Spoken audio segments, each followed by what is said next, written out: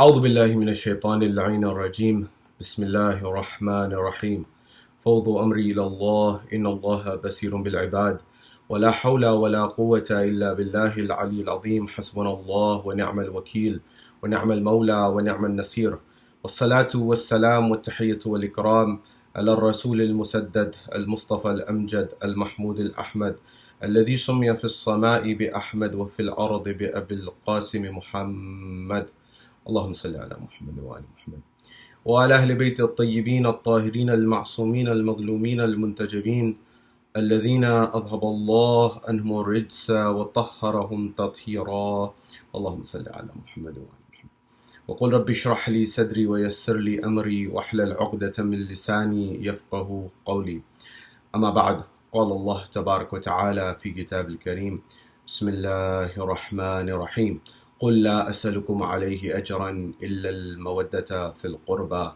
صدق الله العلي العظيم اللهم صل على محمد وآل محمد.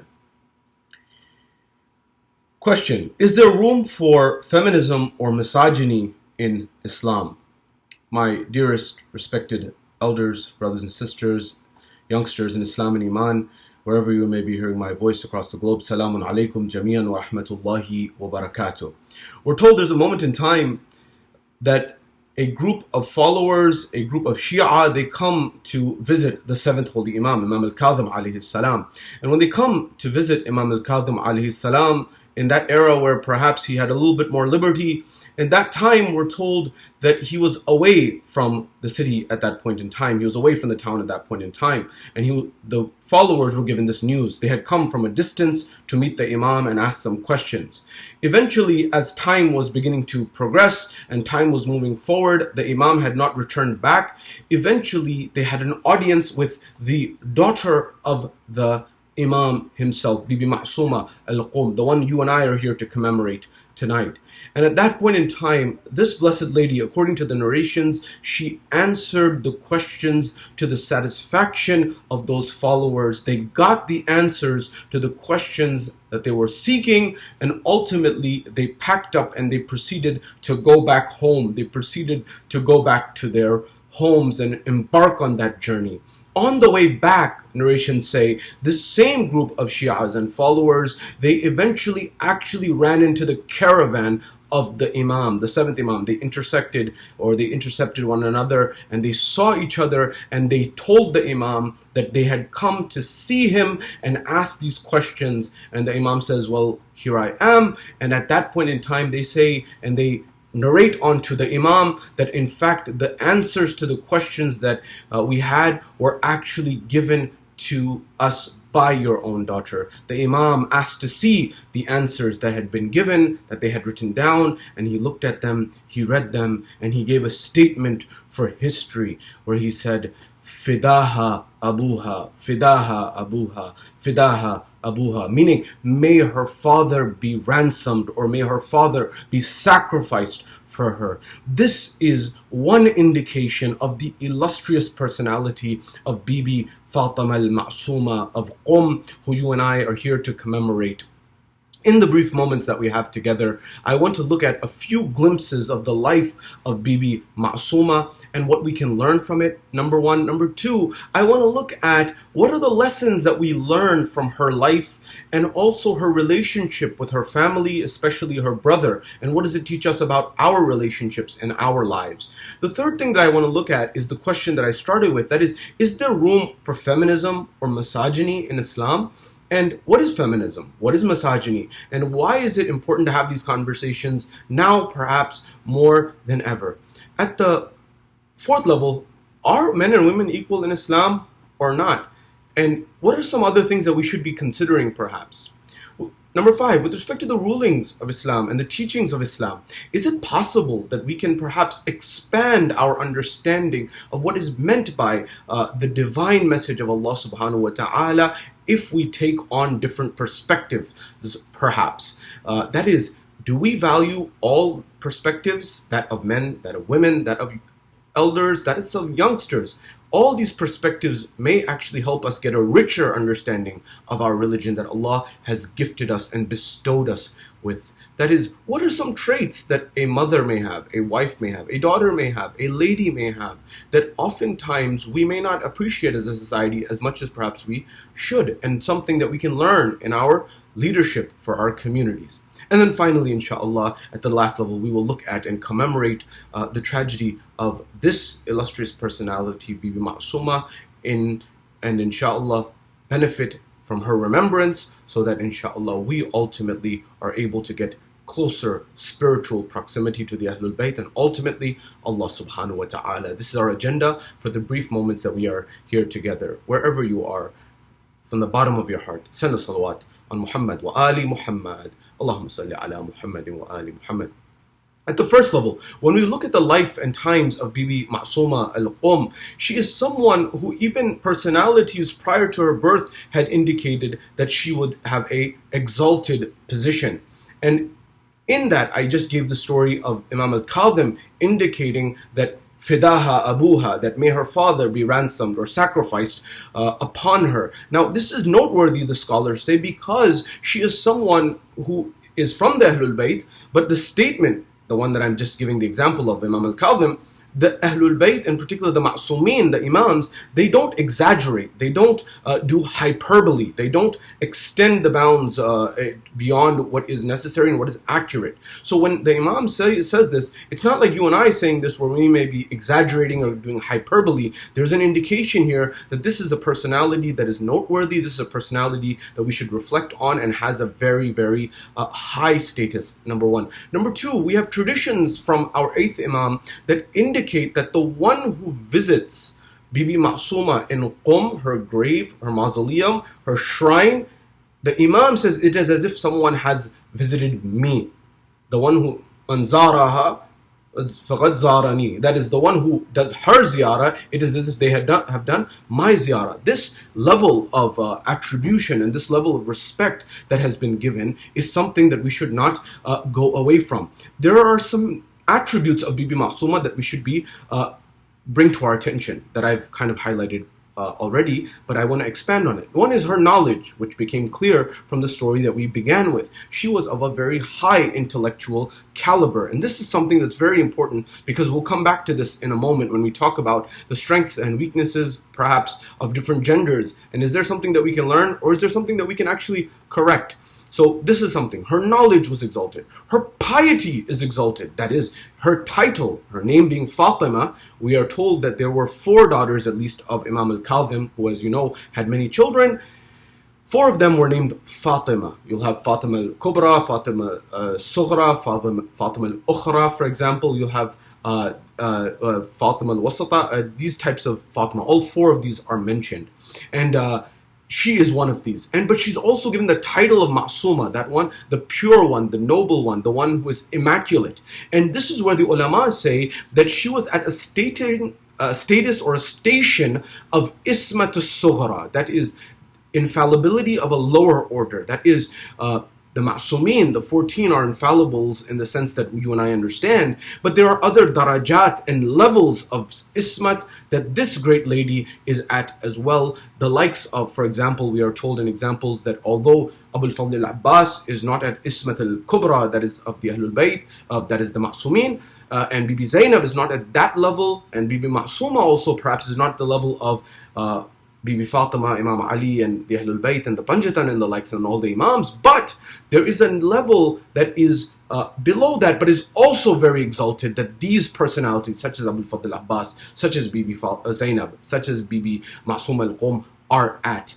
And you may say, how is that possible? But if you read the biographies of some of our scholars, even their students tell us that some of them didn't even commit those actions which are makruh in their lives, or at least they didn't see them do it. So let alone these great exalted personalities. So the first principle, her knowledge is exalted. Number 2, her piety and nobility is noteworthy. Number 3, her struggle to actually go out and seek her brother and find her brother and go on that journey to venture there. That is the ability to take this risk on. It wasn't easy to make this journey. And it's something that is, the courage is noteworthy. I say this because Sometimes we say that, courage is something that is a male trait, or courage is something that is more associated with men. But if we look at our tradition, you will find the courage that is there in the likes of the great ladies of Islam, the courage that is there in the likes of the great personalities of Islam, the likes of Bibi Zainab salamullahi alayha in Karbala, or post Karbala, in after Karbala, and even during Karbala and before. That courage that she had is exemplary. When you look at the courage of Fatima al-Zahra going to the darbar and the court and giving her speech and speaking with such courage, that is another example. You see the example of even people before, the likes of Asiya, the wife of Fir'aun, having courage to believe in such a tumultuous and difficult environment. You see the likes of Bibi Khadija salamullahi alayha, that in one of the most difficult environments, she made sure that everyone was fed and taken care of, to the point that even she sacrificed herself, taking immense courage. Maryam alayha salam, in the most difficult times, going in seclusion and giving birth where there may have been no one to help unless the divine will had been established. These are immensely courageous women and ladies that we can learn from their principles. Similarly, we learn from the life of Bibi Masuma al-Qum to be courageous in this regard. It's something that we need to be mindful of. So these things draw our attention to the greatness of this immaculate and immense lady. Second level. Third level. Is it possible that with respect to women, we may have some things to think about, some things to reflect on, some things that we may not have been thinking? What do I mean?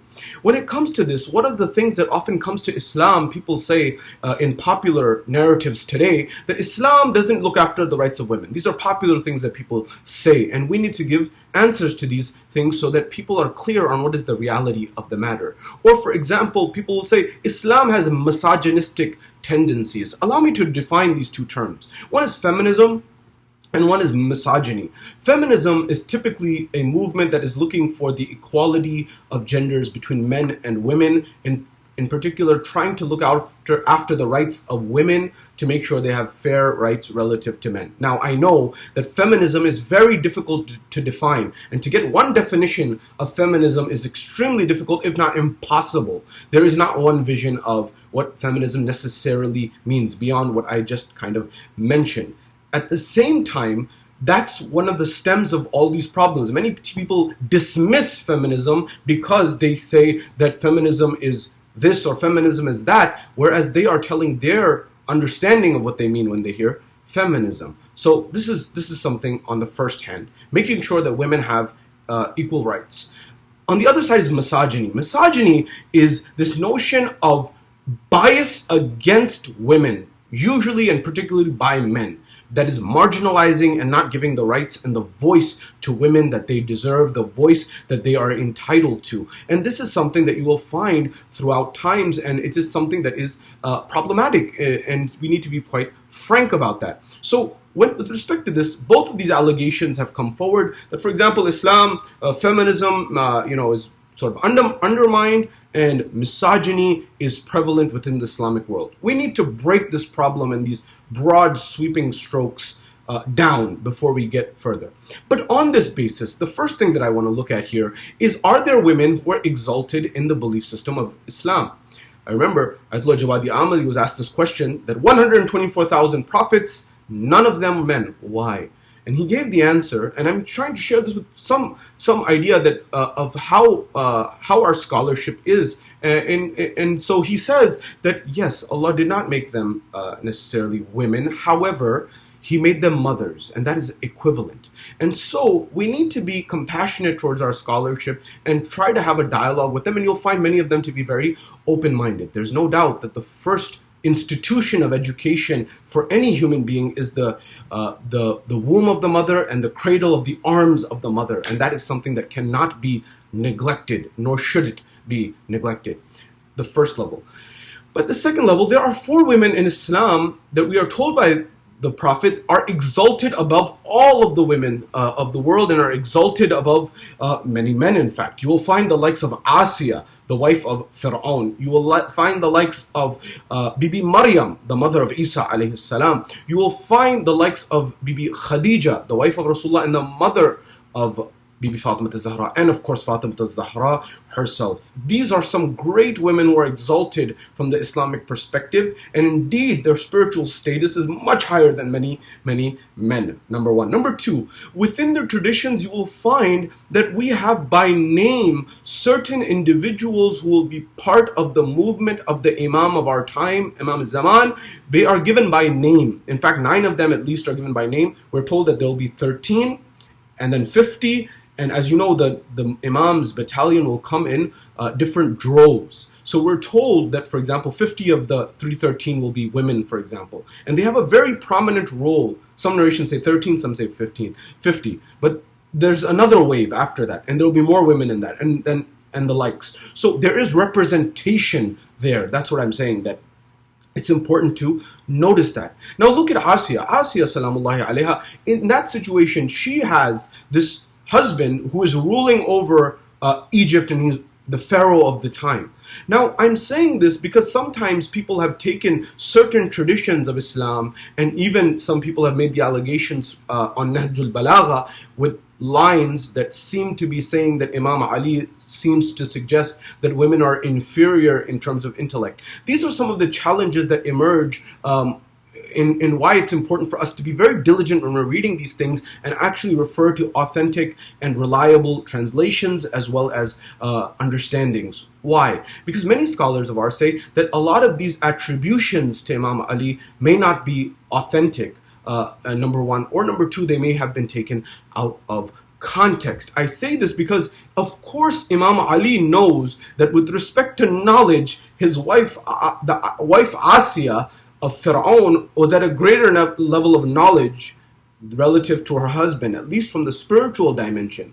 So it's very possible that a lady can be well ahead of a man. So it can't be necessarily that definition. The same can apply with, for example, the likes of many other great illustrious ladies. Maybe, for example, those women who are mentioned by name as people who will be part of the movement of Imam al-Zaman. For example, who are some of those people? You will know the likes of Qanwa, the daughter of Rushayd al-Hajari. Rushayd al-Hajari is the one who was reading the Fadail of Imam Ali alayhi salam, and they said, we're going to cut out your tongue. As you know, Maysam al-Tamar was one who they raised on the stake, and Rushayd al-Hajari, they cut out his tongue. Like many people, they cut out the tongues of the followers of the Ahlul Bayt. Because of their love of the Ahlul Bayt, they wanted to torture them. And Rushayd al-Hajari goes and he says that they cut off his limbs, and they say, Rushayd, will you now stop saying the Fadail of Ali?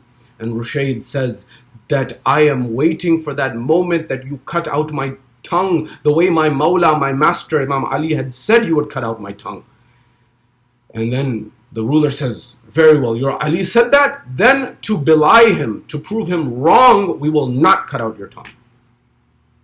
And then the narrations say, as Rushayd al-Hajari is bleeding, his daughter Qanwa takes her father on her back and she takes him. And he says, my daughter, take me straight to the market square. Take me to the center of the bazaar. Why? Because I want to use my last few moments to recite the Fadail of Ali ibn Abi Talib. And they get to the center of the market exactly as he instructs his daughter. She takes him there, Qanwa. And at that point in time, he begins to tell the people, oh people, lend me your ears. Oh people, come here. Oh people, listen to me. Listen from me the Fadail of Ali ibn Abi Talib. That my master is the one who was the first with Rasulullah. He was the one who was in Da'wat Zul Ashira. That Ali is the one who slept in the bed of Rasulullah in the night of Hijrah. وَمِنَ النَّاسِ مَنْ يَشْرِي نَفْسَهُ ابْتِغَاءَ مَرْضَاتِ اللَّهِ. The verse of the Quran is in honor of Ali ibn Abi Talib.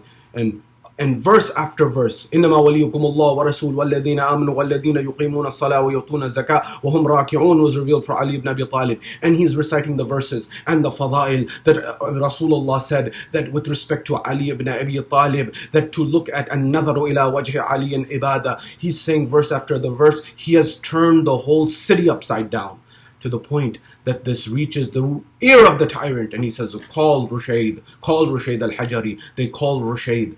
And he says that what option do I have left? They said, cut out his tongue. They cut out his tongue. As the poet so immaculately and beautifully puts it, whether it's Maysam, whether it's Rushayd, whether it is all those people throughout the history of Tashayyu who have said the Fadail of Amir al-Mu'mineen, and they have given their lives. The poet says, Faraz dar se misam bayan dete hain, aur rahega zikr Ali hum zuban dete hain. And that from the height, Maysam is saying, Farazidar, from the height he is saying that the zikr of Ali ibn Abi Talib will remain. I'm giving my tongue, I'm giving my word. He gave his word and he gave his literal tongue, and they all did. This is the position. Qanwa, that daughter who took him to the bazaar in the market square, she's mentioned by name as one of the people who will be alongside the Imam of our time. Now, is there room for feminism or misogyny in Islam? And we need to be very clear on this to try to understand this. Number one, we have to first define what feminism means. Because feminism in 100 people, if there's 100 people, 200 people, 300 people, 1,000 people listening to this lecture, there'll be 1,000 different definitions in each person's mind. But if we mean that it means fairness, equality in terms of rights for women, it is something that Islam has actually sought. We're on the same page on that. But if it means undermining others, and that's not what most, if many feminists mean. Usually people are trying to undermine it, they use these tactics. In fact, you listen to some of these people who address this, some of the men, and you're astonished about how off base they may be. It's very important to make sure that we hear the voices of the sisters in the community, our aunts, our mothers, our daughters, our wives, to make sure that we have these things right. I've been harping on this in the last few lectures and last few weeks, that we have something called unconscious bias. This is something that in the post-George Floyd world is come to light in workplaces and environments that we may not even realize that we are biased about something. And it's important to be aware of that. So when it comes to feminism, if we take the works of the experts on these matters, the likes of Dr. Ruth Rodad, we need to understand that she was a professor of religion at the Hebrew University in Jerusalem, and she looked at the studies and the lives of women during the early phase of Islam, and she said, I did not find any history of discrimination amongst women in that societal context. In fact, they had rights ahead of the times. But here is the main domain that we need to reflect on, is are we making sure that our women and our ladies, our women is even a problematic phraseology perhaps, our sisters, perhaps we can say, that are relationship based. But women in general, in the Islamic context, is their scholarship given the due right and the due respect? I mean, for example, if you look at all of the mufassirin of the Quran throughout times, the vast majority of the people who have done the tafsir of the Quran have been men. The vast majority of the scholarship in terms of the hadith have been men. Now, I'm not saying that that's necessarily bad, but what I'm saying is they may be limited in their interpretation because they have not experienced the other side of the equation. So when it comes to verses or traditions about women, there may be aspects that they have not considered.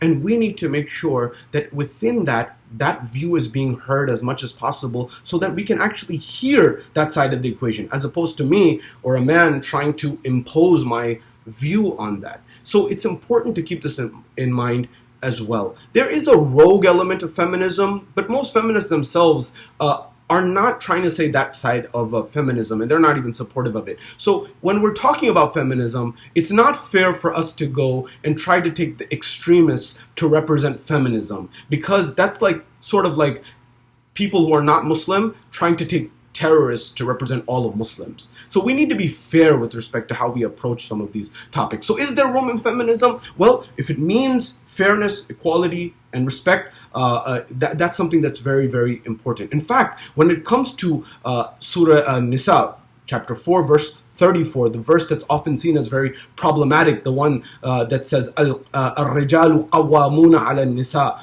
that the men are the sustainers or guardians of women.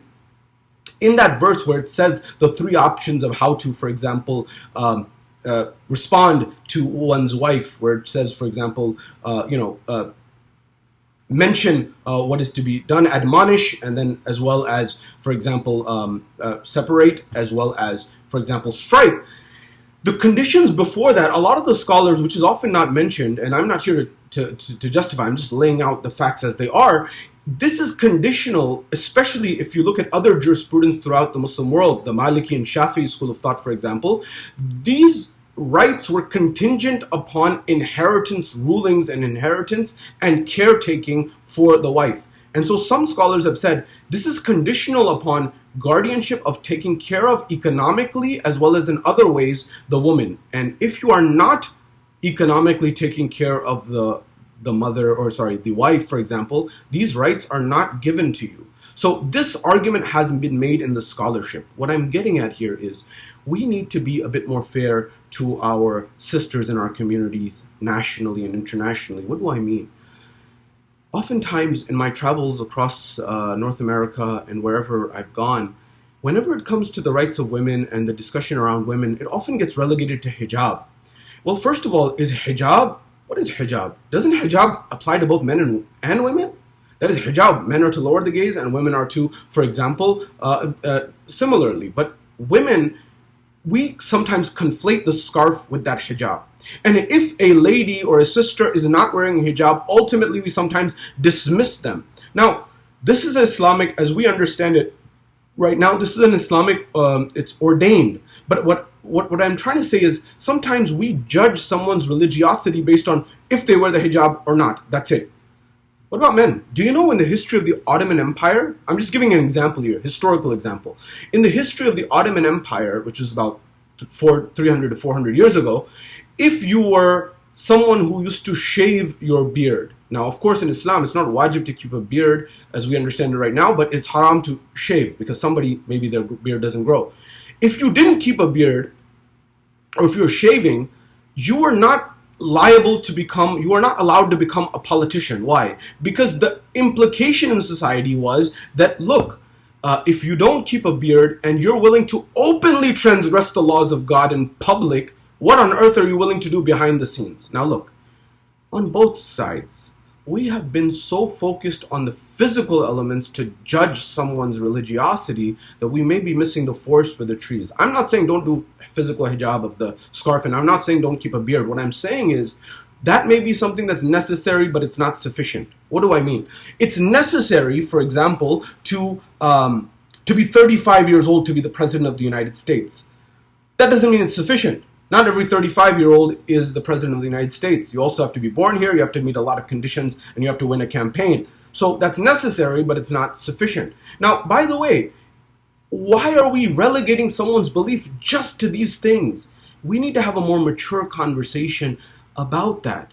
And why is it that a sister who's maybe, she's trying to be religious, we may impose what we believe is priority onto her?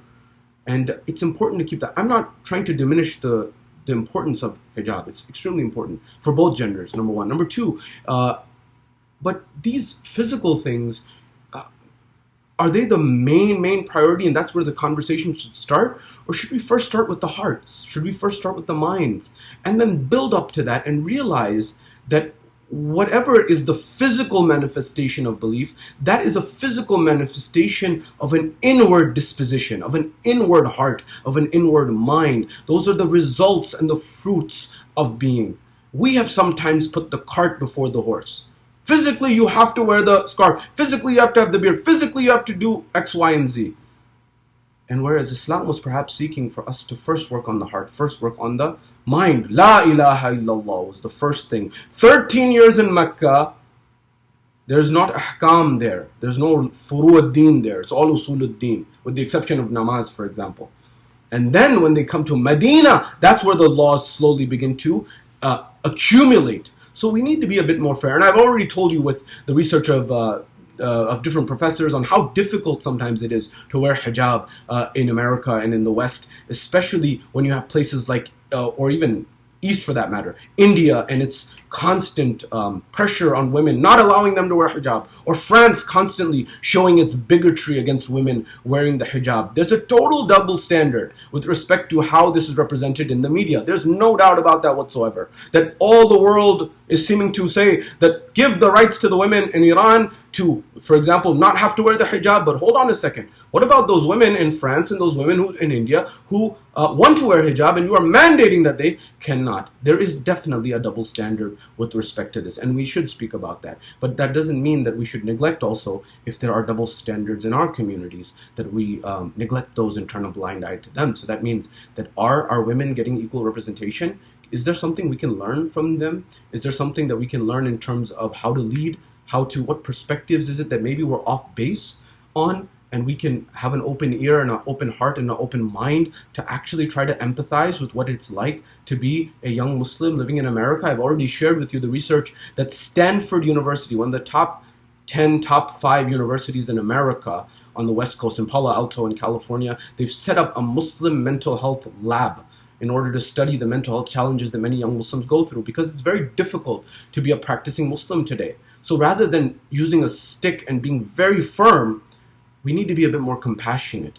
And that's something that's very important. The second level, and as I'm drawing to a conclusion, is the concept or the notion of misogyny within Islam. That is, this notion, is there a bias? And I've already sort of alluded to this, that when it comes to some of these things that have been said with respect to Imam Ali, some of these are not reliable according to scholars. Some of these are misinterpretations or wrong understandings. And it's very important to have a scholarly discussion around this to try to understand what is the reality of the matter. In terms of misogyny, is there perhaps misogyny in our community that is a bias against women? That is, we are not fair to women, that we do not hear out their rights or their position as much as possible? Well, if that's the case, there may not be as much room in Islam, if any at all, for misogyny. And that's something that we need to be cognizant of in our communities. That what is it like to spend a day in the shoes of our daughters, our wives, our mothers, and how difficult is it perhaps sometimes? You know, I've given the example of mental health, and we have a workshop coming up on that soon, inshallah. You know, there's things that are documented, and I've mentioned this in one of my past khutbahs, like postpartum depression, like mothers who give birth to a child based on chemical dynamics in the body, they may actually go into a clinical depression after giving birth. Now you may say, get over it, read this dua, and I cringe sometimes when I hear Maulana saying, what depression? This is all a result of being away from Quran and Ahlul Bayt and spirituality. Hold on a second. When someone breaks their hand, you don't just say that read this dua and everything will be fine. You get the treatment and then you read the dua. So I'm not saying that there's anything wrong supplementally and additionally. Same way, du'as, Quran are very valuable as supplemental, complementary benefits and methods. But to say that it is necessary is to perhaps neglect that it is not sufficient. As Allah tells Musa, take the medicine and do the dua. Both are necessary. Similarly, we need to have these conversations about a mother who comes to the mosque, and she may come to the mosque, and when she's trying to come to the mosque and she's trying to be part of the community, she brings her child, and someone starts policing the mother and saying, you need to look after the child. Why is this child running around? You're not doing your job. And that mother may already be going through depression, and she gets double whammy, as we say, number one. Or number two, there's a sister who wants to help out, and she wants to help with Fatiha, or she wants to help with, for example, serving in the mosque, and maybe her hijab is not perfect, and someone comes and says, look, hold on a second, you can't do this. And we need to be very cognizant of these things. That doesn't mean we throw our religious principles out the water. That's out with the water. I'm not saying that at all. What I'm saying is, perhaps we need to start with compassion. We need to start with love. We need to start with affection, and then slowly build up to the externalities. And then, inshallah, perhaps we will be able to get further as a community together, nationally and internationally. But that all starts with representation. That starts with a voice. That starts with making sure that everyone feels that their voice is heard. So with respect to, is there room for feminism? If feminism means fairness and rights for women, most definitely. You will find Islam being ahead of the curve, and we need a new generation of scholarship that bolsters and strengthens that. Is there room for misogyny? In fact, you will find there is not. Much of this is patriarchy that is imposed by culture in an Islamic context. And these are things that we need to be mindful of. The Ahlul Bayt, we follow that line, that at the same time where we have the likes of Rasulullah, the Prophet Muhammad, we have Imam Ali, and we have Imam Hussein as role models. At the same time, in parallel, we have role models for the likes of Bibi Khadija, Bibi Fatima, and Zainab salamullahi alayha. parallel and in line. So we need to learn from both sides of the equation. Bibi Zainab was just as courageous, if not more courageous than any man could fathom. And she was as knowledgeable as the statement of Imam Sajjad testifies that, my dear aunt, what does he say? What does Imam Sajjad say when she comes to ask about the question of moving the tents or moving from one tent to the other? And he says, Anti alima ghayra muallima. You are the alima, the scholar who is without teacher, or in fact, in context, you are the scholar above any teacher. That is, who's going to teach you? You are so knowledgeable. So it's clear from the teaching of the Ahlul Bayt. Women are tremendously knowledgeable. It is clear from the teaching of the Ahlul Bayt. They are incredibly pious, as the great personality who we're remembering tonight. Bibi Masuma is, Bibi Zainab is, Bibi Fatima is, all these people are. So there's no doubt about it. We need to expand our mind and our horizons and become aware of our unconscious bias that may be affecting our understanding of God's deen and God's mazhab. These two siblings, as I draw to a conclusion, Bibi Fatima al-Masuma and Imam al-Rada alayhi salam. Imam al-Rada himself says, as I told you, that the position is such that the one who goes for her ziyarah, it is as if they have gone for my ziyarah. But I want you to reflect on the relationship of these two siblings, that they had so much love and affection for one another, that Bibi Masuma goes a long distance to try to find her brother. And according to some narrations, it was a group from the Ahlul Bayt who had gone on this journey, and many of them died along the way. And eventually Bibi Masuma al-Qum, she didn't get to her brother, according to some narrations, and she got to Qum, and that is where she departed from this world. And the Ahlul Bayt indicated that she would be buried in Qum and she would die in Qum.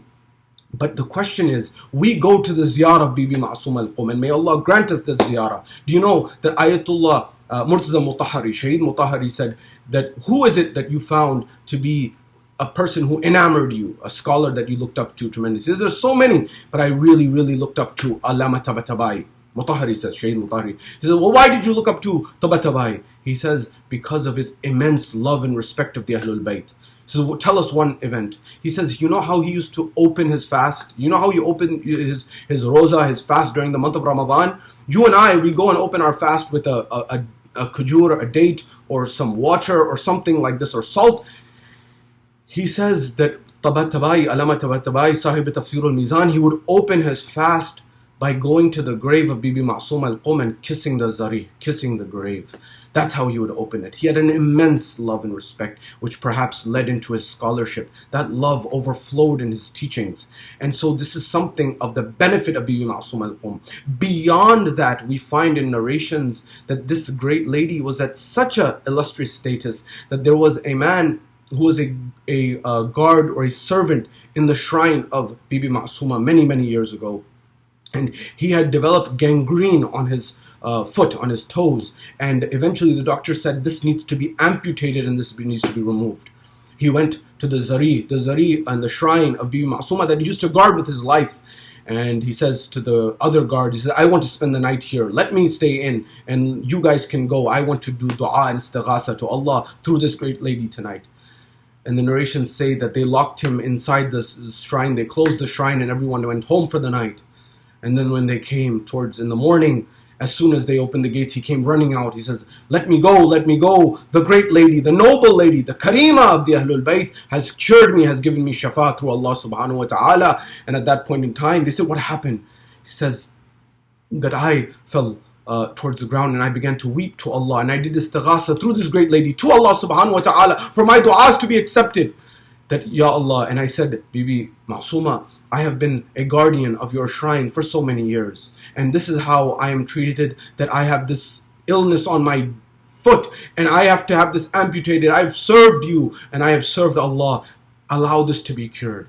And he says his eyes closed, and when his eyes closed, he saw that a lady in full hijab had come towards him and said, what is the matter? He says that this foot of mine is the matter. And she took a portion of her abaya and she brushed it over the foot, and it was cured. He woke up, and as soon as he looked at his foot, it had been cured. He said, that's why I am calling out, and that's why I am crying out. The noble lady has cured me through Allah subhanahu wa ta'ala. Therefore, you and I need to develop that relationship with Bibi Masuma and the illustrious personalities of the Ahlul Bayt. The one who can be Karima there can be Karima here, no doubt about it. And this is the relationship. But the question that I asked, that I wanted to begin with, that I wanted to end with a moment ago was this. We go to Bibi Masuma al-Qum, and may Allah give us all the ziyarah, but we don't perhaps reflect on the relationship that she had with her brother. How is it that we as siblings, we can have arguments with our own siblings? We don't mend relationships with our siblings, but we go to Bibi Masuma, and Bibi Masuma is telling her by her persona that the relationship between me and my brother is of the highest importance. Sulat al-Rahim. Are we doing what Bibi Masuma was doing? Are we eliminating the grudges that may be in our heart with our own siblings, the way that there was love between Imam al-Rida and his sister Bibi Masuma? Is there love and compassion between us and siblings, brothers and sisters, brothers and sisters? And if not, through the wasila of Bibi Masuma al-Qum, can we today build that love and that affection once again, to build the bridges, to apologize where necessary, to hug, to give a word of compassion? This is the essence of the teachings of the Ahlul Bayt. The poet says, with respect to this relationship between this brother and sister and another brother and sister, the poet says, जब भी मैं Qom गया Mashhad की फ़ज़ा से पहले, जब भी मैं क़ुम गया मशहद की फ़ज़ा से पहले, यूं लगा शाम गया करब बला से पहले. The poet says, whenever I went to Qum before Mashhad, that is visited Bibi Masuma before Imam Rida, it was as if in my heart and mind I had gone to Sham before Karbala. It is as if I had gone to Zainab before Hussein. That this relationship between Bibi Masuma and Imam Rida reminds us of the relationship of another brother and sister, that is Zainab and Hussein. Ajrukum ala Allah. May Allah bless you and your families, and may Allah protect you and your families. Just a couple of moments of masa'ib, and inshallah we will conclude. The narrations say that Bibi Masuma went on a journey to find her brother Imam al-Rida, but the narrations say, according to some, that she passed away prior to meeting the Imam. The narrations say that eventually she left this world. This great lady who herself did not marry, and the ulama give a answer to this, why it may have been. Although it was highly recommended, she did not. And this is where scholarship may be needed to try to study and understand. We don't definitively know the reason. One, the ulama says there was no kufu for her. There was no suitable companion. Another, they say different reasons as to why it may have been, because of the political pressures on the family of Imam al-Kadhim at the time. Regardless, maybe her immaculate persona was such that there was no one spiritually or intellectually able to marry this great individual. Regardless, she left this world, and she gives us a message to try to be immaculate and noble in our hearts and minds, the same way